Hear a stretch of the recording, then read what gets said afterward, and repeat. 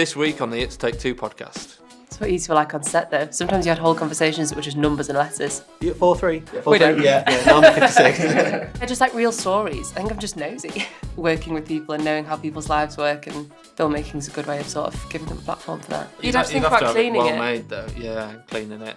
And like the If it's going to come in and out. I didn't press record.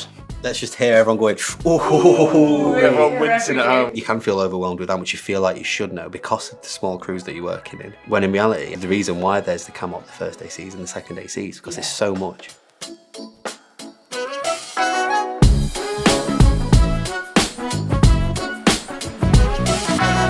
Welcome back to episode 8 of the It's Take Two podcast with me, Rob. Me, Jordan. And we've got a special guest, 2 in a row we've had. We had Ollie last week. Well. Not last week. It won't be last week. Yeah, it can be. Do you reckon? Yeah, we'll do it. We're on a roll at the minute. All right, so last week, and then we'll probably have a 3-month gap now. Yeah. Until the next episode. This year's. We've got Beth on. Hello, Beth. Hello, hello. Do we clap? We normally clap, Nice don't to we? be here. Oh, I mean, normally after shout out. I think a two-person clap sounds lackluster. We've been doing it every episode. It's Yeah. good that you bring that up now. Feedback is always welcome. Yeah, I think. Unless it's bad. Scrap the clap. Yeah. No, welcome to the podcast. Thank you. Thanks for having me. So what's the podcast about? Great question, Bob. We talk a lot of stuff about film and we realise that what we've learned, what we've done, what we want to do might help other people who are in the same boat, such as Beth perhaps. You know, anyone who's got an interest in independent filmmaking, freelancing, maybe running a business eventually if that's what they want to do. Hopefully we cover that in this podcast. And how's it looking so far? What are the numbers looking like? Not great, but we stick a few notes on the end and it makes me feel better. So we're doing all right. Without the notes, how are we looking? Next question. Rolling Joe. Do you want to introduce yourself to the viewers, listeners? Yeah, sure. Jord's mum, basically. She's the only listener. Hi, Mum. You're right. So I'm Beth. I'm at Bob through studying filmmaking at Leeds Arts. I'm 24, but I didn't go to uni until I was 21. Not sure why that's an important detail, but there you go. Like a dating profile, isn't it? Yeah, I like long walks on the beach. I'm trying to crack into the world of freelance at the minute, but I also still work 40 hours a week in a bar, as everyone else does. I don't quite know which direction I'm heading in yet. I really am enjoying camera departments at the minute. Yeah, that's me. Obviously, then you just mentioned that you work in camera departments, and that is why we've kind of brought you onto this episode, because you are a relatively recent addition to the Relic family, shall we say. What made you want to get involved with the projects that Bob and Ollie work on? So Bob and Ollie used to teach the like editing sessions and the camera sessions and stuff like that at uni. And I think on a weird level, because I was closer to your age than I was a lot of the students, I kind of was like, oh, like these guys are going to know what they're talking about. And I've obviously had sort of different types of experiences that I thought would be interesting to find out more about. And so always sort of like engaged with you two and knew they then sort of had said that they run this film production company and make different films. And I thought that sounds really exciting. Yeah. So sort of inquired towards the end of my time there and just said, if there's ever anything that you guys are doing that I can get involved with, I'd love to. And that's how it came about, really. So then you watched our first feature film, which is award-winning and internationally distributed. She must have done, yeah. So tell us what you think about that. So Beth's not seen it. I haven't seen it. I was meant to watch it in order to do my homework for this, but forgot. I will though. It's on Amazon. Let's put it on now. Live reaction video. If you were to describe yourself, who you are now in terms of your career, what would you say you do? What would you say your role is? So I have 3 roles at the minute. One, as I say, is just working in a bar to pay rent. And then one, I'm the freelance creative producer for the Young Women's Filmmaking Academy, which is a small registered charity in the Northeast that provides free workshops for young women and people who identify as female. It's kind of like social action through filmmaking. So the point of it is to try and get young people to engage with filmmaking skills so that they can create content that they think will teach their communities about different important sort of subjects and stuff like that. It's really, really interesting. And the teaching element is interesting because you assume that if someone signed up for the Young Women's Film Academy that they're going to really, really love filmmaking and like the kit and stuff like that. So I ran a workshop over October, got loads of kit out and I was like, all we're going to do this morning is like look through the kit and you can open up whatever you want, and they just look at you blankly and you're like, okay. Yeah, I found that at uni though. Yeah. People who'd come to uni to do filmmaking degree, and some people just weren't interested. You have to remember everyone's got their own different dedicated niches, things they want to learn. It's like we have to remember sometimes when we chat that remember where we are, who we're around. It's what it used to be like on set though. Sometimes you had whole conversations that were just numbers and letters. And we were all like, all right, well, they know what they're saying. You at 4-3? Yeah, 4-3? We don't. Yeah, now I'm at 56. Yeah, that's true. So I do that, and then I also do freelance videography for a charity in Bradford. That again is really interesting because it's just good skills development, just trying to like keep the skills active. When I've not got any other sort of like creative projects going, it's really interesting. And it's kind of, I think I want to head into sort of factual and documentary, and it's a really interesting, they work with like vulnerable communities in Bradford, so that's really interesting subjects. And I'm looking forward to learning about the ways in which I can technically work with the kit in order to shoot the subjects that I'm working with. So I'm really enjoying the content of what the people that I'm working with, but I want to do more active like filmmaking with it. But yeah, I'd say they're my roles. What is it about factual and documentary that you like so much? Why is that something that you want to get into? I think I like the idea of working with actual communities and actual people, and like making films that, or making content that I feel is actually going to make a difference, or is actually going to be useful for those communities to have. Yeah, just like real stories. I think I'm just nosy.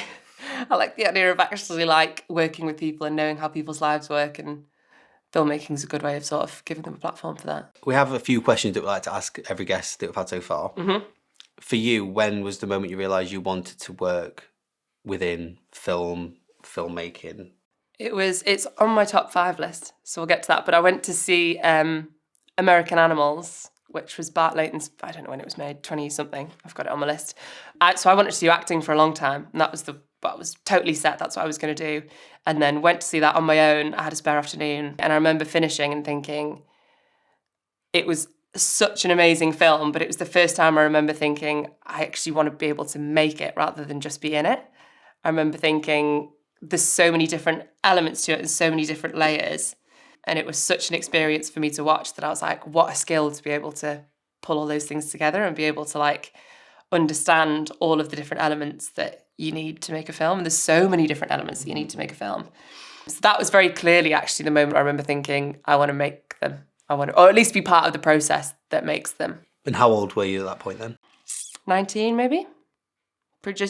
Just turned 19. What was your film, Jord? I can't remember what you said now. You two must have a film like that. For me, it wasn't a film. Oh no, it was Penguins, wasn't it? Yeah, it was either Blue Planet or Frozen Planet, like back in 2008 or 9. Yeah. Must have been around then. And it was the behind the scenes bit at the end of them, and I was watching these cameramen, lugging these massive cameras, and I was like, I want to do that. I don't know why. I just had a weird light bulb moment, like that's what I want to do for some reason. Yeah. Not done it yet. Instead, you were in it. I'm at Yorkshire Wildlife Park filming penguins. I'm doing it, Mum. What was yours again? Just to remind the viewers. I can't remember. I'd have to listen back to the previous episode. I can't remember what I said. Yeah, I've always wanted to do it. Yeah, we mentioned it in episode 2 or 3. Yeah, Avatar was a big one for me, I think, because that blew my mind when it came out. And we could talk about Avatar too, because that's an interesting topic. True. Have you seen that yet? No. Okay. Have you seen it? Yeah. What do you think? Spoiler free. It had less of an impact on the first one because you go past that. This is revolutionary filmmaking. It's a new style of filmmaking and all that. So that it was less of a whoa. I watched it in 2D as well, so I didn't get the full effect. Storyline is pretty similar, just in a different way. I'm trying to be as vague as possible here. Yeah, I did enjoy it. It was a great film, and I'd never got bored. But then it's when you get back home or the day after you think, oh, okay, yeah, and it was good. But I left the cinema thinking that was mint. Yeah. But then when you think about it a bit more, I'm like, what did you think? I watched it IMAX 3D, which is... I feel like that's the way to do it. Yeah, that's the way to do it. About £18 a view, it's ridiculous. I remortgaged my house. And, I don't do it often, IMAX 3D. Well, I didn't know because it was like, is it 2 hours, 3/4 3 hours? hours, 12 minutes. I didn't want to be wearing like 3D glasses. Like the novelty wears off after 15-20 minutes for me. For me, it's just like watching Blue Planet, but for an alien planet, which I love.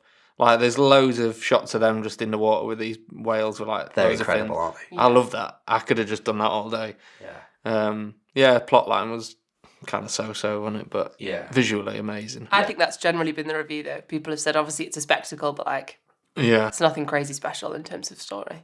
But then I think the third one, apparently, that is basically the same thing, but they're going to, like, ash people now by volcanoes. But I've no interest in that, because I'd much rather, you know, the coast stuff and being out in the sea and all of that is visually amazing. I'm not asked about watching people in volcanoes for 3 hours. Yeah, I mean, there's loads of different settings they could do it in, but if it's just the same story and the same characters, no one's going to... It feels Not gonna pay to go and see it, as yeah. ambitious as Shrek, where it's like, oh, this is going to be 7, and then they realise after about 3 or 4, it's like, yeah, we should probably wrap this up. Good analogy. Thank you. Did that actually happen? I think so, yeah. Shrek the third.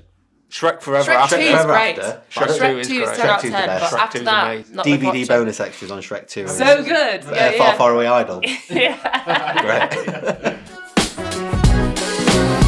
So we've got another question that we ask everyone, and it's, if you could have made one film that's already out there and you could retire happy after that, what film would it be? And why? I think I And mentioned... why?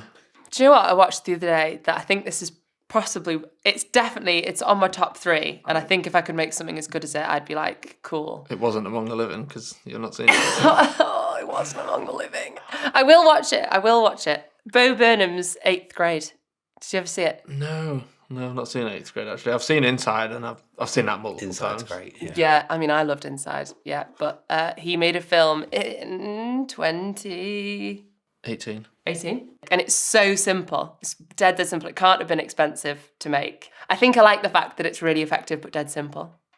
I think that's what I like. And if I could make something, if I could like use resources like that to make something that has that much impact, I think I'd be happy out. It's a good way to see filmmaking at our stage of our careers, I think, where something is so good yet, you know, it hasn't had hundreds of millions of pounds pumped into it to become your favourite film. So I watched Bank of Dave that's on Netflix. I watched that. Did you watch it? Yeah. And I thought, I told you to watch it, didn't I, earlier this week. Have you seen it yet? No. That is another good example of a film that utilises a low budget but makes it feel bigger than it actually is. Yeah. So like a lot of it's shot in Leeds. Really? But it's meant to replicate London or some cases Burnley. But so the areas that they use, you think you're in London. And little things like that at our stage that we can aspire to do next is like, we don't need to shoot in London. It's going to be It was just pain drone in the footage of arse. London, wasn't it? And then into buildings. And suddenly you're back it worked in well, Leeds. yeah. It worked really well. And then the big scene at the end, obviously it's not on the scale of Bohemian Rhapsody or anything like that, but the way they've done it, you can tell it's not been a ridiculously high budget, but they've done it really well. And I think I enjoyed that film a lot for that reason, because it was like, actually, when you think about it, you don't have to do what you want the story to do. You can work your ways around it. And I was thinking about it the other day when you were talking about how Among the Living on the podcast, when you said about shooting the tent scene in the living room. And I was like, genius. Do you know what I mean? Yeah, and if you watch it, you can't tell, can you? No. It's little tricks like that, I think. Yeah. Good. Sometimes the best filmmaking comes out of sort of resourcefulness that you have. Whereas if it's like, oh, here's a problem, it's fine, just throw another £1 million at it and it'll get fixed. You don't have to have that process where you think, okay, how are we going to like creatively fix this? How are we going to plug this gap with like a roll of gaffer tape rather than... Yeah. And I think sometimes the best content can come out of that. I think we've said in the past, haven't we, where we like the fact that we're gradually building our way up in terms of production and scale. So then when you get to hopefully the top end of what you want of your career, you've done everything prior, you know everything prior, rather than stepping day one on a film set that's this £100 million film.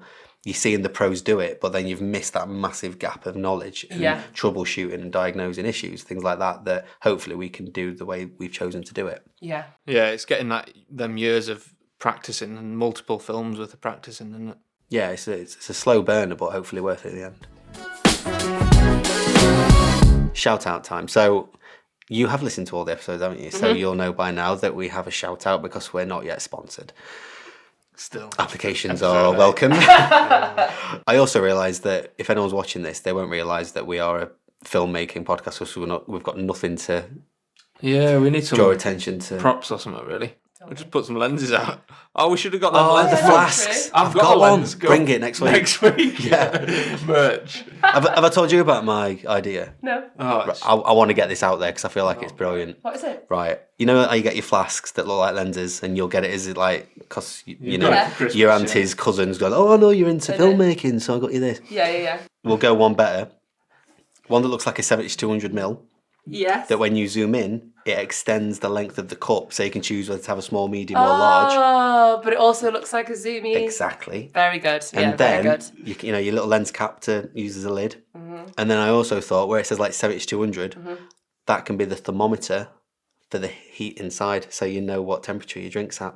Yeah, but do you need to know the temperature if you drink? Well, it's just, you know. If I'd have known the temperature of my coffee, maybe another one. Go for it. I mean, it's a really good opportunity from an investment perspective if you just wanted to contribute just £50,000 just to get it going. I might have 50p in my purse that I could We'll take it. Yeah. towards it. Yeah. But yeah, It's Good Take Two idea. I do podcast think merch. it's a really good idea. Yeah, I Small, like it. medium, or large. I'll You'd have a have to think 135mm today. You'd have to. You'd have to think about have it cleaning well it. made though. Yeah, cleaning it and like the. If it's going to come in and out. Because those coffee mugs are a nightmare, or I just put tea in mine because it stinks Shit of idea coffee anyway. as soon as you put coffee in it. Forget it. Just forget it.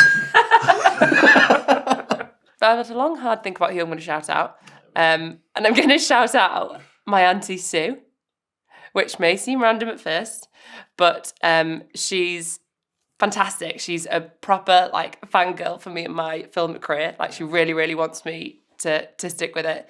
She's a screenwriter for Emmerdale currently, but has written for loads of soaps throughout the years. The other reason she's a good connection to it is we spent hours on her kitchen table at one point putting together my application for uni. And if I hadn't got into uni, I wouldn't have met Bob and I wouldn't have been working with Relic. And you wouldn't have met me. On this Tim Obviously, and podcast Jord, for yeah, 3 and listeners. No, but to Auntie Sue. My Auntie Sue. Yeah, that's who I'd like to do my shout out to. Cheers, Auntie Cheers, Sue. Auntie Sue. Oh, I feel like I know her already. Yeah. Cheers. Yeah. So how did you find uni then? I loved uni. I thought it was great. Really, really good. And I had no... I had a little bit of film production experience, but I didn't have any filmmaking experience before I applied. But I'd always sort of loved films and had a load of acting experience, which they then really liked. But yeah, uni was great. Learned loads, met loads of good people. I'd say I know that's cliche because everyone says the same thing, but that is the most valuable thing that you get from it is the relationships that you make and the work that then leads to. Because you feel a little bit like you learn loads of stuff and then the second you graduate, It feels seems tiny to just compared to what you disappear. then learn in the real world. Yeah. And there's so much to learn with filmmaking. It can feel quite overwhelming, but even just begin to understand the amount of information that you're going to need, especially in camera departments, because there's so much technical knowledge that you need. And I think I need to give myself more credit. I think that I probably do know a lot more than I feel like I know. And there's always nice moments where you think, oh my God, I didn't understand anything of that sentence. But then you Google all the different bits of kit and you're like, oh, but actually, I do know what that does and that makes sense. And You realise Yeah. when you see these larger scale crews why they have, a DOP, a cam op, first Yeah, AC, a second billion AC, different because they've people. all got, it's not like we're just going, I'll just do half a job. Everyone's doing a full job because there's that much to learn. So that's why when you're starting out, you can feel overwhelmed with how much you feel like you should know because of the small crews that you're working in. yeah. When in reality, everyone's got their own. There's the reason why there's the cam op, the first ACs and the second ACs, because there's so much. And I think that's something that uni was good for, is giving you an overview of all those different departments and all those different processes. As I say, I didn't have any previous experience really, as opposed to some people who did that degree because they'd been working in films for ages and then thought they'll further their knowledge. And Did you use that time to then gain some experience on top of just what the university tells you to make or do? Or I certainly did by the time I was in second year. First year, not so much, because 6 months into it, COVID hit, so that was all a bit of a weird year, which I think in some ways, as much as that was shit, it also meant then when I got back, I was like, I'm just going to soak up everything as fast as I can in case it comes again, or in case the course shuts down, or in case we go back into... So yeah, I really started to build up my freelance. I just said yes to everything that was sent through. I knew that time was just going to disappear. And I wanted to feel like, okay, if I'm going to graduate, I don't just want to graduate and think, now I'm fucked. Yeah. I want to graduate and think, okay, at least I've got something that when I'm applying to these different organisations and different job opportunities, I can say, well, I did do this and I did do this and I've learned this and this is my degree. I was terrified of that feeling of getting to the end of it and thinking, oh, I've not made the most of that. And I still had a little bit of that. There was still, being on set with you guys, I'd be like, oh, I've never seen one of these. And Bob would be like, well, we've had one in the kit store for 3 years. And I was like, oh, God. You never booked it out, so... I was... That goes back to what we said, though, is uni for everyone really is you get out what you put into it. Yeah. Like people can sail through, just go to the classes that are mandatory and submit the films that are mandatory and then kind of get a degree and that's Assume it. the qualification will give you a job. It's not the case. But you could, if you put more into it, you'll get so much more out of it, like you say. Yeah. Just trying to work on anything that you can get hold of. There's so much to learn that you just think, okay, I'm just going to learn as much as I can and see where that gets me. I think if you've got such a passion for it as well, there's a lot to learn, but it's always enjoyable. Yeah. So I think if you are enjoying spending your 3 days learning about bits of kit, reading, watching reviews and things, if you're enjoying that, then you deserve to keep trying to, get a career in that. Yeah. If you find it like it's a struggle and you just feel like you're forcing yourself to do it, maybe that particular role or that avenue of filmmaking might not be the right one for you. There's loads of other avenues out there. So just have a look and see if something else feels more like what you enjoy and that you want to pursue. You and Ollie were good at that. You and Ollie were good at saying, this studio's here and this kit is here for you to come and book out. And I still, as I say, probably never did it anywhere near as much as I could have done or should have done. Just, you were good at trying to just say, just make the most of it. Yeah, we tried to, but I think the thing was there was so much kit and so much choice in light, especially the lighting department, that it was overwhelming for someone getting into it. For us, it was great because when we got to shoot Ollie's film, we took like most stuff out and we used most of the kit. But for someone just getting into it, having 4 different LED panels, LED Fresnels, RGB lights, it was so overwhelming. Yeah. And I think you found that there was kit that I booked out, learned how to use, and then just booked out the same kit for 3 years. Yeah. Because I was like, I've already got a lot to do making whatever films it was you needed to make. You almost are like, I don't have time to learn about all this other kit as well as try and make the content that you have to. Because it was quite an intense course, the filmmaking one at LAU. Like, there was a lot of contact hours, there was a lot of teaching, there was a lot of more written work than we kind of thought there was going to be, and then a load of practical stuff that you had to do. So yeah, I think once I'd found kit that I knew I could book and use, I just used to use that and then feel a bit bad. You were fond of the Eva, weren't you? That's what you shot on. I just took out the Eva all the time. It's all I knew how to use. But that's not a bad idea because especially if you get a camera like that, the Eva is fantastic. We've spoken about it before. I love it. If you're just learning that and getting used to that, then why not? Great. Then you've got time to focus on learning the lighting and the other craft around it rather than, the menu system of Panasonic, Canon and Sony. It's irrelevant, who cares? Yeah. Whereas if you get used to one camera, focus on that and wait until you outgrow it, great. So you worked with us for the first time last year on Ollie's film. First of all, how did you find working with us? I loved it. Depends how honest I'm going to be. You can be honest, we'll just cut it out. Yeah, really, really enjoyed it. Learned loads. Just, honestly, just watching you two talk to each other. Because it's just like, the way you can communicate without actually saying anything that anyone else would understand. Whether that just be film quotes or actual technical knowledge. Or just the glances. Yeah. Just a little. By the way, we've not brought Beth on just to talk about us doing, like, you idolise us. Of course we have. What would you say you learnt the most during your time, or especially that first week? Because we had the week block, didn't we, at the start? And that block was amazing. It was just so much fun. Like, every day just waking up and all you had to do was like shoot loads of different stuff and work on loads of different kit. All being in that house was so much fun. Like, that block was so much fun. Like, definitely one of my year highlights was, shooting the whole thing was amazing, but that block was like great. It's a good week, wasn't it? It was great, yeah. It was definitely one of my highlights. That environment is just so lovely. That's what Dean talked about in his, like, what Relic manages to create with the crew that it's picked is there's just never any friction. There's never any tension. And even in those difficult moments, you're all really good at being like, okay, this is a really difficult moment and this is something we need to fix, but it's okay and we're still going to have a beer at the end. And like, it was amazing. And especially fresh out of uni, like, so I still felt like I had all that information and all that drive that I'd like put into all my final year stuff. So then being able to go straight onto a film set was really, really Although it was so lovely that everyone kept being like, this isn't what it's normally like. Don't get used to this.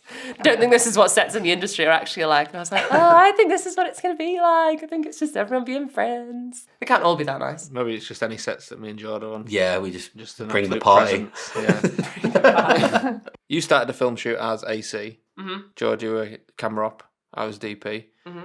And then Beth got promoted because Jord went to a bloody Harry Styles gig halfway through. Worth it. Was it? Little Was it good? midweek treat. Was he good? It was pretty good, to be fair, yeah. I wonder if he could sponsor us. Admittedly. Yeah, hang on, let's just... Drop him a line now. Yeah, we'll do. I remember feeling bad because it was like, George's leaving today for a Harry Styles concert, and I absolutely wet myself laughing. And you were like, no, like, George's actually leaving today for Harry Styles. I was like, that's great. Have a fabulous time. Bit of an odd choice. But It was there we a go. very random purchase decision earlier in the year. How did you find it being AC for about 2 days and then being promoted to B-cam operator? Good. I think you have to like feel that fear a little bit, because as much as it is still a lovely, relaxed environment to be in, it's still like per minute it's expensive and there's people waiting and you're on a schedule. And I think everyone knew that it was my first time doing it on like a proper set, which in some ways was nice because it meant everyone was like super supportive and super lenient. But like, if in your own head, you're like, people are waiting for me to mess up. So of course, when I did mess up, it was particularly bad. Do you want to talk about it? You're happy to? Yes, because I think it's a good learning point. I think it's a good I think lesson. it's a good story. I didn't want one of us to bring it up and he's like, oh fuck, he's mentioned it, so I'm going to have to talk about it. Start crying. Yeah, Oh my God. triggered. So sorry, guys. But if you're happy to, then... Yeah, by no, all because I means. do think it's a good learning point. So I think it was... Jordan left, so it's mainly Jordan's fault. I was probably 'cause you queuing. should have been there. I was queuing at Old Trafford, with my Yeah. feather boa. Old B-Cam was waiting to see Harry Styles. Yeah. So the it's newbie not had to Beth's step fault up. at all. I thought I'd give you the platform. It was fair to say the most important scene in the whole film. It was the big, It was the the confrontation big, at the end. Yeah. That's big- not spoilers, is it? Emotional denouement, I think is the right word. Oh, what? Do no more? What? Denouement. Denouement. Denouement. You got to do. I think that's the thing, right? Denouement. Denouement? I don't know. Never Pretty heard sure. that before. Well, we can just cut it out if it's not. Dub it over. Finish. Yeah, and so I stepped up and I was dead nervous and I was not... So we were shooting 2 camera at this point, weren't we? Yes. So it was two people having a conversation, and I had a camera on one actor, you had a camera on the other. I had the camera on the actress delivering the monologue, the important monologue. So when you say B-cam, it was more like Technically, yeah. A-cam. Well, I was getting a reaction, A2. so, yeah. Anyway, shot the whole thing, and the actress absolutely knocked it out of the park. She was phenomenal. And you could tell she'd done a little bit of getting herself ready emotionally, and she absolutely smashed it. It was the take to use. For Tears, sure. the lot. It was the money shot for the whole film, and I didn't press record. Let's just hear everyone going, oh. Everyone wincing at home, feeling Yeah. the pain. And we were like, we knew we'd got it. Ollie says, right, let's move on. There was an amazing moment where, like, you know, the energy that the actress had brought to it was all there. And anyway, and Can you talk someone us through said, how "Cut." you realised? Yeah, Ollie called cut, so I pressed the cut button and it turned red. Which obviously is what happens when you press record. What was your initial thought at that point? Because I know because what you did was, you know, that's worth mentioning as well in terms of what you did straight away. straight after. I'd love to say that I like really, really thought about my position and I thought, no, this is the right thing to do, but it just straight away I went, oh my God. And Elise was stood next to me and she went, what? And I remember actually thinking I'm going to have to physically put my hand up, otherwise no one's going to see it. I remember you putting your hand up. And I just put my hand up and I said, I'm going to have to just put my hand up here, guys. I wasn't recording. I've just pressed the record button and it's just started recording. And Ollie's face. It was just silence for It was just like a horrible Did it moment feel of like a long silence. It felt like an period? hour. Yeah, it was for me. awful. And I'd had such a positive experience as well. And I just felt like I'd sort of like made friends with everyone and like stepped up to this cat and I was really excited and really nervous and I hadn't pressed record. And Ollie's face, and I'll never forget Ollie's face. I honestly will never forget. It's like burned into my memory. This is when you find out that I didn't go to the Harry Styles concert. I was outside with a little trigger button. Looking through the window. Try and take my fucking job. Have this. What was Ollie's reaction? What was his face? What did he look like? He was definitely you don't want to say angry because that makes Ollie look like a dick, and he wasn't. Like, he was lovely about it, but he was just like, I can't believe it. And Emily as well, I then looked at the actress's face and she was good because she knew that she'd just delivered an incredible performance for like, that was like her characters. Oh God, it was a really, really bad minute. But then I can't honestly describe, so the next then 5 minutes is I was like, I know that this feels rubbish now, but I'll get over it. And every single person on this, and I mean that, every single person made the effort to come up to me and say, it's okay. We've all done this. Yeah. Please don't worry about it. You will never do it again in your career. And I was like, I promise I'll never do it again. I'll never do it again. That's the main point to take away, I think, where we've all done mistakes. We've all done these little things or, what feels like big things at the time.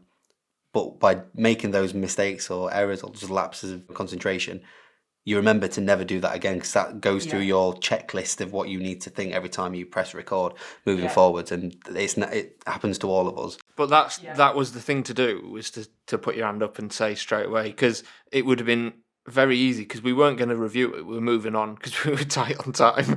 So yeah, it was towards the end of the day as well, wasn't it? So we were going to move on. We weren't going to review it. So it would have been well into the edit that anyone would have realised, and then it would have just been a case of, where's take 3?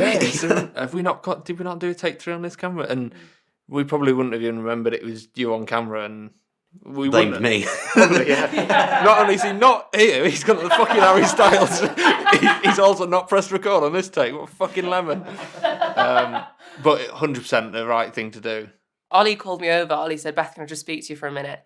And I thought, it's absolutely fair enough if this is a bit of a bollocking. Like, it's fair enough. Here's like, your P45. Yeah. The next train is... and he was just absolutely lovely. And he said, I really, really don't want this to ruin your experience of being on this set and being part of this project. And really lovely about all the work I'd done up to that point and how valuable they thought. It was just lovely. And I thought he would have been well within his right to be like, I need a few hours away from Beth. Can you remember, I don't know if I've mentioned this previously, can you remember my first job when I worked at Feature and I had to film like a conference or something in the middle of Leeds? I was shitting myself because this was my first time I'd gone on my own to a shoot, and then set the camera up. I'd forgotten the base plate because I think at that stage it's like, does the base plate belong on the tripod when you pack it away, or does it stay on the camera? I assumed it'd be on the camera, so I didn't check the tripod. And I got the tripod, I was like, 5 minutes left because it took me ages to find this location. And I can remember like having to ring yourself and Julie to say, I've left the base plate. And it was about 6:30, so I think it might have, had you stopped working at that point? But I can remember it being a little bit of an inconvenience for you coming to collect it. But at that point for me, I thought this was the worst thing I could have done. It was my first job. You think all these things like, I've made such a silly error that I shouldn't have missed. And it does happen. Yeah. So thanks for dropping that base plate off, because now I'm doing this. Could have got the sack quite easily. To be fair, probably one of the worst things I did was I was second shooter on a wedding. So I was second shooting stills for this guy. And I just wanted the experience, really. It had gone all right. I'd done pretty well, I think. And then we were just waiting around for the first dance. And I don't know why, but I was just like going through the menus and just like clicking about and stuff like that. And somehow managed to format the card. And for a wedding. Yeah, for a wedding. That's worse than mine. I hate to point probably things, is but worse, that is definitely worse than mine. And I looked across him and said, "Oh, just formatted the card." He was like, "What?" I was like you chose to. Yeah, it's like, I don't know how, but I just formatted the card. That makes me feel a bit sick. And so then, like, they did first dance, and I was shooting away. I was like, I'm gonna have about 12 pictures to give him after this. But then I managed to get it back. Did some data recovery software and something, and I managed to get it out. But yeah, when something like that happens, your heart does sink. Doesn't it? You think you fear the worst. You think it's the worst situation, when in reality, it's not. Yeah. So, what would you say is your biggest takeaway from filming with us on that latest film? I think my main takeaway would be, it's funny because it links back to the mistake, but it's always better to say it than it is not to. And obviously that relates to the mistake, because saying it was the better thing to do. But also, if I noticed that there was a shadow, there was a few times where you'd roll your eyes at me and be like, yeah, don't worry about it, that's deliberate, or I've just spent half an hour putting that shadow there. But then there'd also be times where you'd be like, oh yeah, I've noticed that actually, or you're right, actually, if we just move that a little bit forward, or I'd be like, do you want me to just move that table forward a bit? Yeah, that makes... Always say it, like always say it, because the one time you think, I'm not going to say that, they'll have seen it, they won't see it. And then you feel like you could have saved a problem. Yeah. What's one time you didn't say it that you were telling me this morning in the car? Oh, about the gate. Yeah. Yeah. So we shot a gate scene. Were you there? You weren't there for that yet. No. You've seen the shot though. I was there. Starts like Niall Horan's gig, or he's not still playing, is he? Yeah. So it starts like through the gates and it tracks back on a gimbal, and a character walks up and shakes them, but they've got a chain around them. They're locked. Yeah. And so we get this shot. It's out raining. There's dogs and shotguns going off nearby. That's they're actually police dog training. Yeah, and happening in the guns and venue. stuff like that. So we get this shot and it looks great and it's raining and we want to get off. And then when we review it, the chain's only around one side of the gate, so it was open anyway. It would clearly just open. Apparently Beth spotted it and didn't say anything. It was so obvious. I was like, they've obviously seen it and just decided they were going to do something clever with it. Or like plot twist later down the line. I thought maybe they just thought the actors would think it's they've put a padlock on it, I'm not meant to be in it, or something like that. But I didn't say anything, and then it turns out they had to go back and reshoot it. So good advice. Always say it if you notice it. So we've mentioned previously on the podcast, we've mentioned Kaylee, our makeup person. Legend. That her daughter had heard that Beth was in our camera team and said she was surprised that just generally that it wasn't an all male team, or that a woman could be in the team. Yeah. She didn't realise girls could be cameramen. Is that what it was? Is that what Yeah. Oh. Well, it's camera person now, isn't it? I said that, so there's no cameraman about it, Kaylee. Tell her that. Yeah. Yeah, I think it's an interesting one. I think sometimes it feels a little bit like, because you are going into an environment and an industry in which everyone knows that the running theme is that, it's very sort of male-centric and male-heavy, I think sometimes you feel the need to prove yourself a little bit more. You know, there was definitely times on set, even though it was the loveliest, most supportive set ever with Relic. Stop. It was the loveliest thing ever, but I still felt like, all right, well, if they can carry that box, I can carry that box. And if, that looks really heavy, like I can do that, or will someone help Beth do that? I'd be like, no, don't worry, I'll do it on my own, and I even do it in my bar job. I find myself having to be like, no, I can do it on my own, don't worry, I'll carry the furniture, no, I can. And I think in some ways that's a good thing. Like, it's good to want to be trying to like push yourself and like prove to yourself that you can do things. My experience of it has been that you feel like there's that added pressure to do well. And that added pressure, you feel like kind of saying, yeah, I know how to do all of this, and I'm a woman, rather than it just being like, I just know all these things, and like, this is who I am, and this is what I've done. Yeah. And there's still like, I was reading a thing last year, something like the 100 biggest projects in the UK launched in 2021, like 7 of them were shot by women or something like that. So there obviously is still, like, as everyone knows, as you were saying, like a big gap in it. And it'd be good to be part of sort of plugging that gap a little bit. But yeah, I think it's more just about, feeling like you've got to prove yourself a little bit, which you don't. And often people on set don't give a shit about whether you're a woman or a man. They just want you to do your job because it's busy and they've not got a lot of time left and they just need someone to put the light stand up and they don't care who it is. But yeah, I think there's always that insecurity that comes with it. That's something that we need to sort of tackle as an industry a little bit. I think that comes back to the point of being in these types of environments and these types of filming environments where we're all learning collectively together, rather than just focusing on what we hear about and what what you see on these bigger sets where it is quite clearly quite male dominated. But when in these situations where we're all still learning, we're all learning at the same pace. Yeah. We're all, and then doing that together, we can all hopefully move upwards, move on to better and bigger projects. Yeah. And then we'll all make it. Yeah. So we have I say recurring theme. This is the second time we're doing it. Lovely. But we did it with Oliver last week. And we've already given you the homework to bring your top 5 films with you today. Okay. On a list. Not like as DVDs. Just We're going to watch them all. Yeah. So for anyone who might have missed last week's episode, the aim of the game is to bring your top 5 films and then we will tot up the ratings on IMDb. And essentially the one with the lowest, or it's the number of accumulatively- ratings, not the actual score. Yes. So how many times has it been rated on IMDb? Oh, okay. Not the actual rating. percentage No, score. Okay. the amount of times it's been rated And we're going to eventually make a leaderboard once we've got enough to warrant a leaderboard. Basically, the person with the lowest total number of ratings shows that you have a more niche, less mainstream. favourite less film. mainstream. Yeah. And are we seeing that as better or worse? Yeah, I think that's better. I think so. So yeah. the winner has the Lowest. fewest ratings. Exactly. And I think, I think I'm going to do quite well here. We are, from the films you've mentioned yeah. during this, I'm like, oh, yeah, this is going to be a low scorer. I think I'm going to be the one to beat. Should we have a quick recap on the current leaderboard? Yeah. I haven't got your scores on here, Jord, actually. I was about 25,000 in total. it? Yeah. That was about 3.2 mil. Ollie was 4.4. Ollie's 4.487. Yeah. You were about 3.2. Yeah. I've got Kate's on here. I won't go through her top films, but I'll give you a score. Okay. She got 2.9 mil. Oh, that's She beat pretty you there, good. Jord.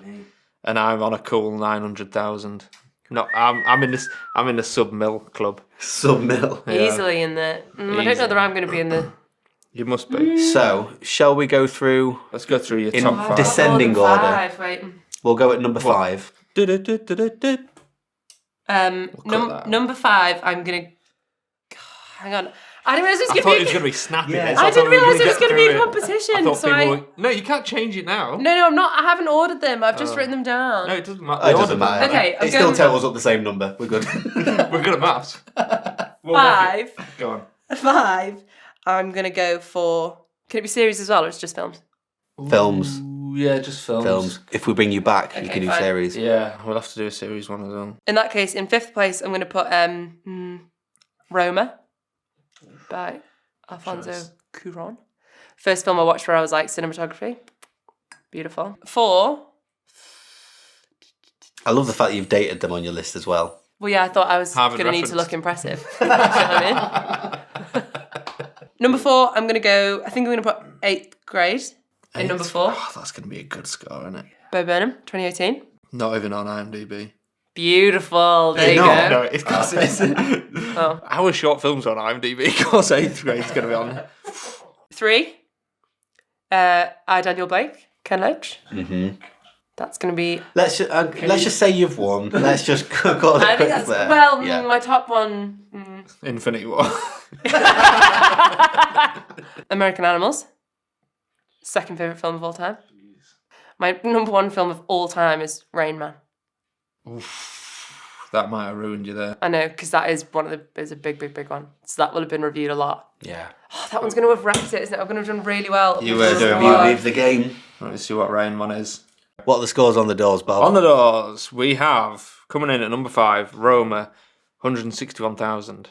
Good start. Yeah. I mean, you've definitely lost by miles. Oh, of course, So, yeah. You've got I nothing thought in Rain this Man game, might have Jord. wrecked me here, but maybe not. 8th grade, 77,000. Boom, that's low. That's low. I, Daniel Blake, 61,000. Ooh. American Animals, 46,000. This feels like pointless. isn't it? It's getting lower and lower and lower. Ooh, we've got a 3. Rain Man, 518,000. That's not even too bad. Ooh, So this is going to be close between you. Total, 863,000. What did it have to be? 918. You're at the top. You're at the top.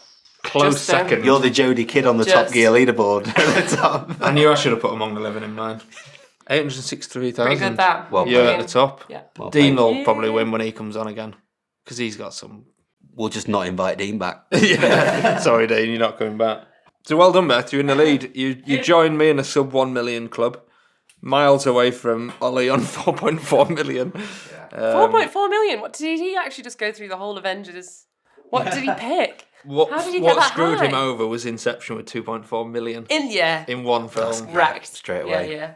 And then his others were all right, to be fair. His best score was National Treasure, 337,000. I haven't got your films in here, Jord. National Treasure. I had Skyfall, Superbad, Room, Joker, and one more, and I forgot what it was. We'll have to I'll listen back to the... If any viewers have just watched that episode or listened in, if you can just tweet us, whatever the... Are we on Twitter? We're not on Twitter. Not on Twitter, no. But this is a good time to shout out the socials, So what are we on, Beth? Instagram which is...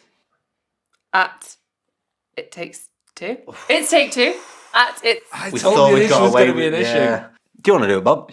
Sure. Instagram, It's Take Two Podcast. Yes. Email, itstaketwopodcast at gmail.com. Yeah. Really? Yeah, well done. There we go. And TikTok now. I've still not signed into What? it. We're on I don't even TikTok. have we're on it. TikTok now. No, I don't have it. Yeah. George's addicted to it. Oh, no. Make sure you give us a follow on that as well while you're at it. And that's It's Take Two Podcast TikTok. And YouTube. Oh, YouTube. We never plug YouTube. I mean, oh yeah, true. What? It's Take Two Podcast, probably. I don't It's know. Take Two. Yeah, I think so. So if you've got any... Did we have any questions this week, actually? No, we just had a snidey comment from Callum, the fact that Beth was appearing on the podcast. Oh, I knew you'd say something. Which, to be fair, now we've spoken about it, we can read the comment out. Let's show him up in front of everyone. Yeah. No way is non-recorder Beth getting on before successful sound whiz Callum the Sound Mitchell. Sound whiz. Ugh. Elliot's on next week, so we'll see what Elliot says about that. Well, thank you, Beth. No problem. Hope you've enjoyed it. Loved it. Thank you, Jord. Thanks for hosting. Thank Thanks you. for the one coffee. I'm running low on beans. Luke. I brought a whole thing of milk. I'm taking that back with No, me. you can take that back. Yeah. Yeah, thanks as always for listening, watching, wherever you are, whoever you are. It's you in a rush, Jord. Do you want to wrap this up? Yeah. See you later. See ya. Bye.